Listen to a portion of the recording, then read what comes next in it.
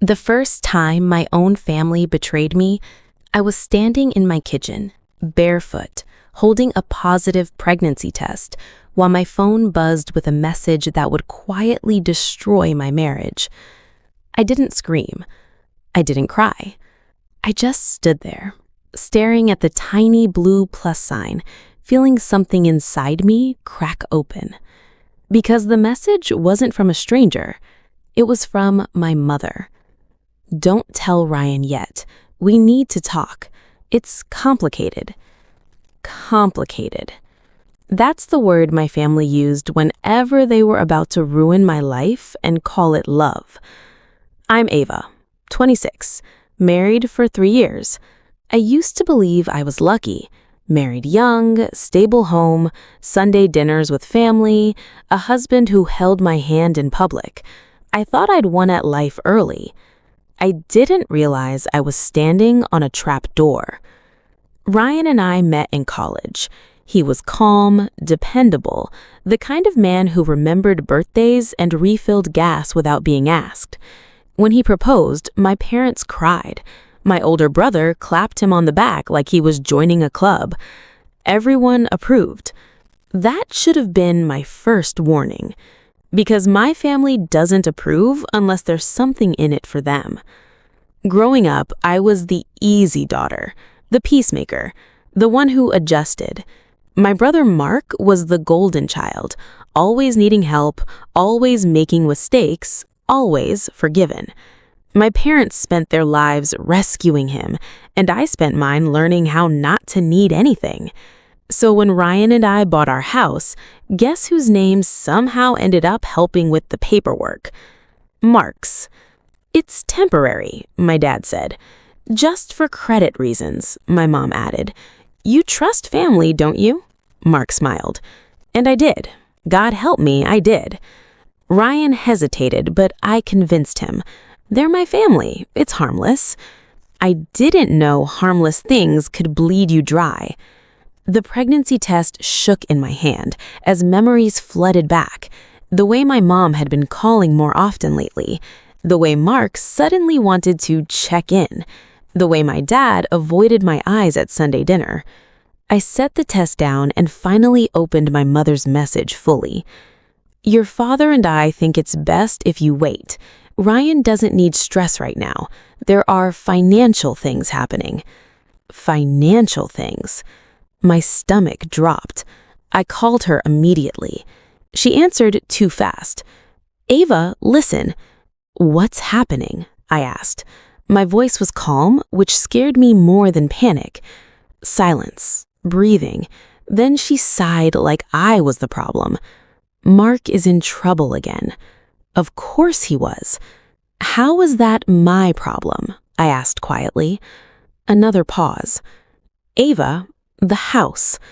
The word hit me like a slap. "What about my house?"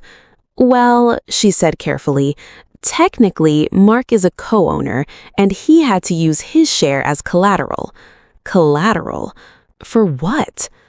"Mom," I whispered, "what did he do?" She didn't answer directly. She never does. "There's a deadline. If the debt isn't cleared, the lender can force a sale." I laughed, not because it was funny, because my brain refused to accept it. "You're telling me my own brother might take my house?" "No one is taking anything," she snapped. "Families make sacrifices." Something inside me went cold. "Why didn't you tell me earlier?" "Because you'd overreact, and because Ryan doesn't need to know. This is family business." Family business. That's when I understood. They didn't see me as a daughter. They saw me as backup. I hung up without another word. When Ryan came home that night, I almost told him everything. I watched him loosen his tie, kiss my cheek, ask about my day. I saw the man who trusted me completely, and I failed him. "Everything okay?" he asked. I nodded, just tired. That night, I lay awake with my hand on my stomach, whispering apologies to a baby that didn't even know how cruel blood could be. Over the next week, things escalated fast. Mark showed up unannounced, leaning against my doorframe like he owned the place. "Well, technically," he joked. I didn't laugh. "We need you to sign something," he said. I took the papers from his hand, read the first line, then the second. It was a consent form, agreeing to sell the house. "I'm not signing this," I said. His smile vanished. "Don't be selfish, Ava." There it was, the word they always used when I said no. "You're married. You have Ryan. You'll be fine. I need this." "I'm pregnant," I said before I could stop myself. He froze. Then he scoffed. "That's even better. Kids don't need big houses." I closed the door in his face. That night, my phone exploded with messages. My mother crying, my father lecturing, my brother threatening. "You're tearing the family apart. You owe us. Don't make this ugly." Ryan watched me crumble. "Ava," he said softly, taking my phone. "What's going on?" I looked at my husband, the only person in that room who didn't try to use me. And for the first time in my life, I told the truth. I didn't know then that this was only the beginning. I didn't know how deep their betrayal went. But I did know one thing as Ryan pulled me into his arms and whispered, "We'll handle this together." They had mistaken my silence for weakness. And soon, they were going to regret it. I thought telling Ryan the truth would make things explode. Instead, it made everything painfully clear. He didn't yell. He didn't panic. He just sat there on the edge of the bed, elbows on his knees, staring at the floor like he was assembling a puzzle where every piece was betrayal. "So," he said finally, lifting his eyes to mine, "your brother used our house as collateral without our consent? Your parents knew and they want you to fix it?" I nodded. My throat burned. "And they told you not to tell me." Another nod. Ryan exhaled slowly. "That's not family stress, Ava. That's fraud." The word made my chest tighten. Fraud. Something criminal, something ugly, something my parents had wrapped in soft voices and guilt. "I didn't sign anything," I said quickly. "I swear." "I know," he replied, reaching for my hand, "but that doesn't mean they can't try to force it." That night, we didn't sleep. Ryan pulled out every document we had, mortgage papers, emails, texts. I watched him transform from my gentle husband into someone sharp, focused, protective. It was strangely comforting. At 3 a.m, he looked at me and said, "Tomorrow, we talk to a lawyer." The next morning, my mother showed up at my door, unannounced. Again. She stood there with homemade soup like a peace offering, her face already twisted into concern. "Sweetheart," she sighed, stepping inside before I could stop her, "you look exhausted." I was, just not for the reasons she pretended to care about.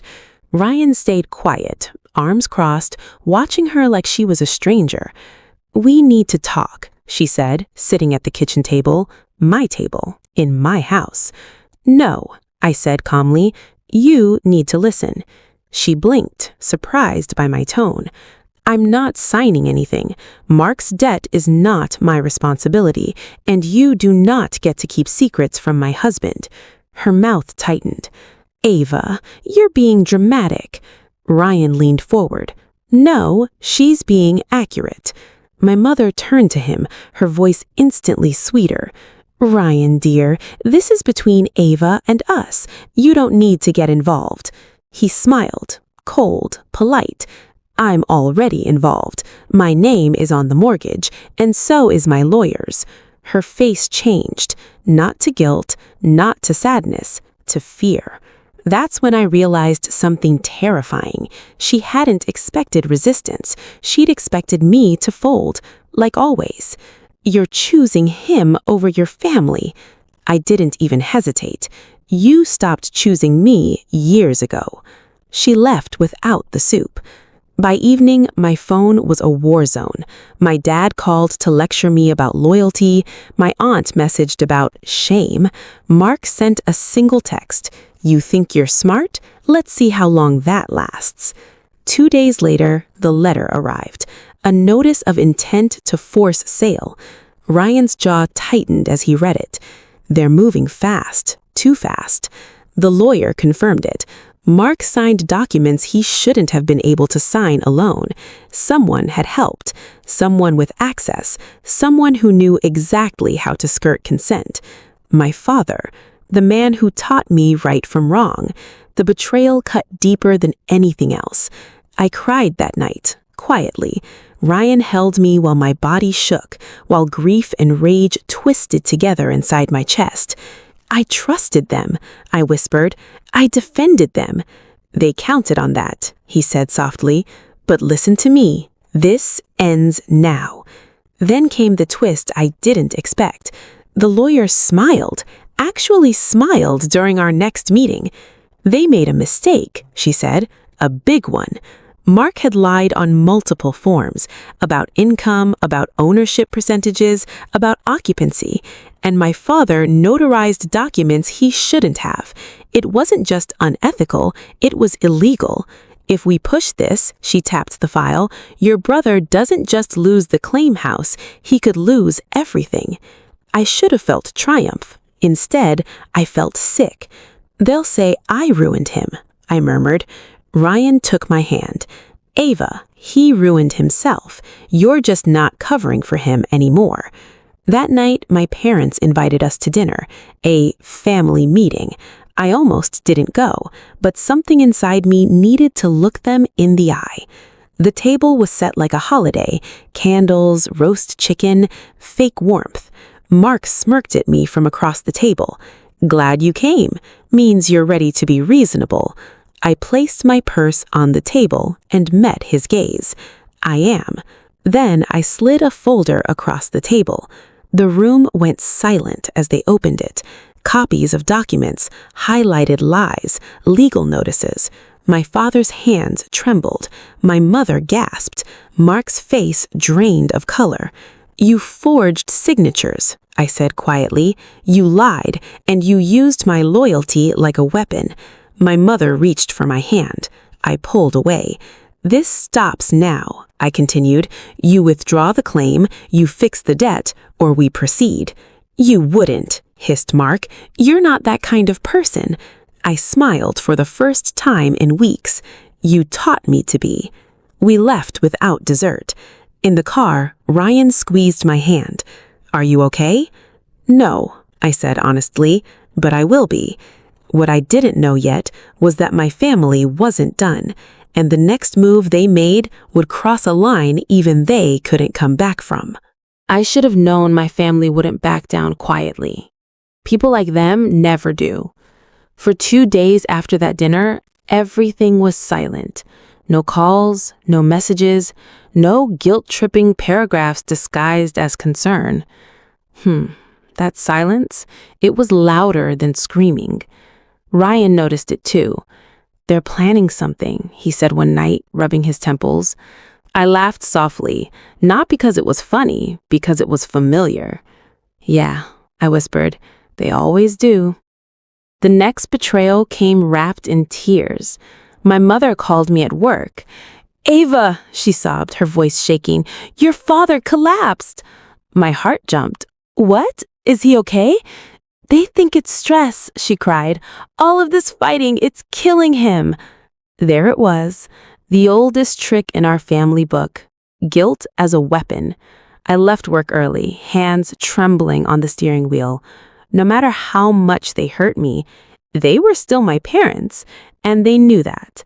When I reached the hospital, my father was sitting up in bed, awake, alert, watching TV. No machines, no doctors rushing in. He looked fine. Relief washed over me first, then confusion, then anger. My mother rushed to hug me, clinging like I was the last lifeboat. "See what you're doing?" she whispered into my ear. "This stress isn't good for him." I gently pulled away. "What actually happened?" I asked. My father sighed dramatically, chest tightness. Ryan, who had followed me in, spoke calmly. Was it a heart attack? The nurse nearby shook her head. No, anxiety related. He's being discharged. Anxiety. Not dying. Not even close. I stood there realizing I'd been emotionally hijacked. Again. That's when Mark walked in, smiling. Actually smiling. Well, look who finally showed up, he said. Took you long enough. Something snapped. Not loudly, not explosively, just cleanly. Don't, I said softly. He raised an eyebrow. Don't what? Don't pretend this is about health, I replied. You used fear to drag me here. Just say what you want. My mother burst into tears. We just want peace, Ava. Ryan stepped beside me, solid, steady. Peace doesn't come from manipulation, he said. Mark rolled his eyes. God, you've changed her. I laughed. Actually laughed. No, I said, you just don't recognize me without obedience. That's when my father spoke, his voice low and sharp. If you proceed with this legal nonsense, you'll be cut off. No family, no inheritance, nothing. There it was. The final card. I felt my hand instinctively move to my stomach. Our baby. Our future. For a split second, doubt crept in. Then Ryan squeezed my hand, and clarity hit me like cold water. You already took everything that mattered, I said quietly. There's nothing left to threaten. I turned and walked out. 2 days later, my worst fear came true. They tried to turn Ryan against me. My aunt called him. My cousin messaged him. Even my mother emailed him privately. She's emotional. She's unstable because of pregnancy. She doesn't understand how money works. Wow. They painted me as fragile, irrational, a liability. But here's the thing they didn't know. Ryan saved everything. Every message, every voicemail, every lie. When he showed me the emails, I didn't cry. I felt calm. They're desperate, I said. And sloppy, he replied. That night, I couldn't sleep. I sat in the living room, lights off, listening to the house breathe. My house, the one they tried to steal. I realized something then. This wasn't just about money. It was about control. They couldn't stand that I had built a life where they weren't the center. Funny how independence feels like betrayal to people who benefit from your silence. The final straw came a week later. I received a letter, not legal, personal, from my mother. If you go through with this, don't bother calling us when your marriage falls apart. Men don't stay with women who destroy their families. I read it 3 times, then once more. Then I folded it carefully and placed it in my bag, because it was evidence. Our lawyer was impressed. This, she said, tapping the letter, shows emotional coercion. Combined with everything else, your case is very strong. Strong. For the first time, I felt it too. Court day arrived faster than I expected.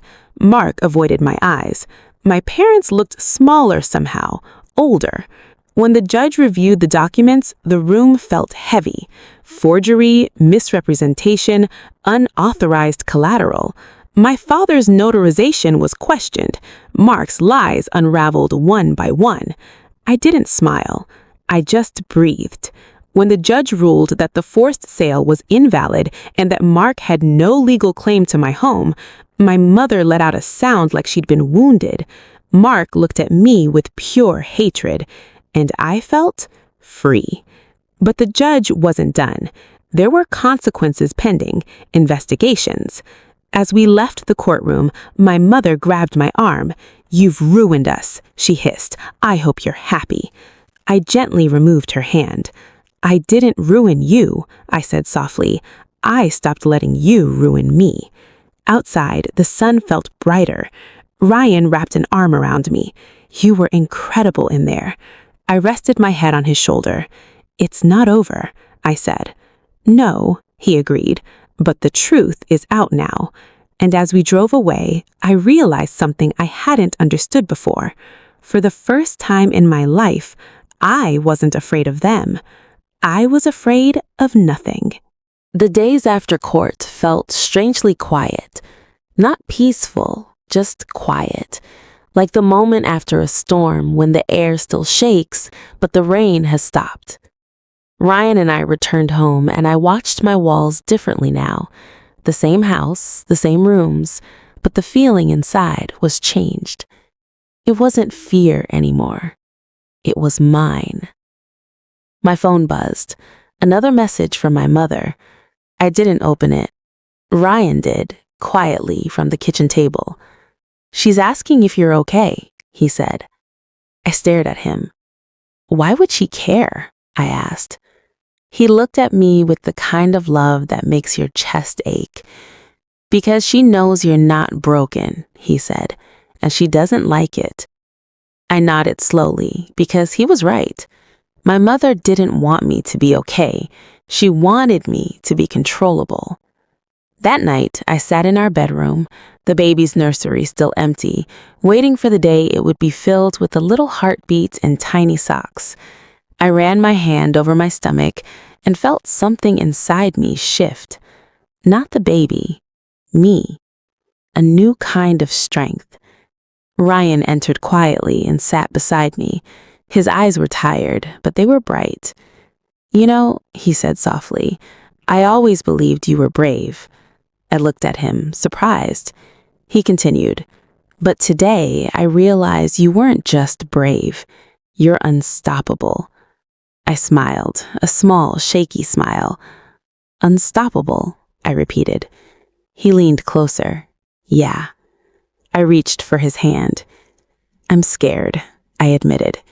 He didn't look shocked. He didn't dismiss it. He just held my hand tighter. "Of what?" I hesitated. "Of what they'll do next," I whispered. Ryan kissed my forehead. "They can't do anything now, not without consequences. And even if they try, you won." I swallowed hard. "I hope so." He smiled, then added something that made my eyes sting. "They already lost," he said, "because you stopped letting them win." I closed my eyes. And then I heard it. A knock at the door. My heart skipped. Who could it be? I opened it, and there stood my brother, Mark. His face looked different. Not sorry, not guilty, just broken. "You're not welcome here," I said before he could speak. He hesitated. "I know." My grip tightened on the door. He looked down at his feet. "I'm not here to ask for forgiveness." My body relaxed a fraction. "Then why are you here?" Mark swallowed. "I need help." I didn't move. He continued, voice quiet and strained. "They found out about the forged documents. They're investigating Dad. They want to take everything." I stared at him. The silence was heavy. Then he looked up, eyes red. "I thought you'd always be the one who fixed everything," he said. "I thought you'd always forgive me." My chest tightened. I remembered every time I had fixed his mistakes, every time I had protected him, every time I had told myself, "It's family, I have to." But that night, I finally saw it clearly. I wasn't his safety net. I was his prison, and I didn't owe him a second chance. But I also knew what he needed. Not forgiveness, truth, and consequences. "Do you want help?" I asked quietly. He nodded, tears spilling. I sighed. "Yes," I said, "but not like before." Mark flinched. "What do you mean?" I stepped aside. "Come in," I said. His eyes widened. "You're letting me in?" I nodded. "But you're not getting what you want." Mark's voice shook. "What do I want?" "You want me to save you again," I said. He looked down. "Yes." I didn't respond immediately. Instead, I walked to my desk, opened the drawer, and pulled out a folder. Inside were the papers he had signed, the ones he thought I didn't know about, the ones that would destroy him. I slid them across the table. "You're going to turn yourself in," I said. His face went pale. "What?" he whispered. "You're going to admit everything, to the police, to the court, to Mom and Dad." Mark shook his head. "You can't do that. You'll ruin us." I leaned closer, voice calm but firm. "You already ruined us, but I'm not going to fix your mess this time." Mark's eyes filled with fear. "Then what do you want?" he asked. I took a deep breath. "I want you to face what you did, and I want you to learn that I'm not your backup plan anymore."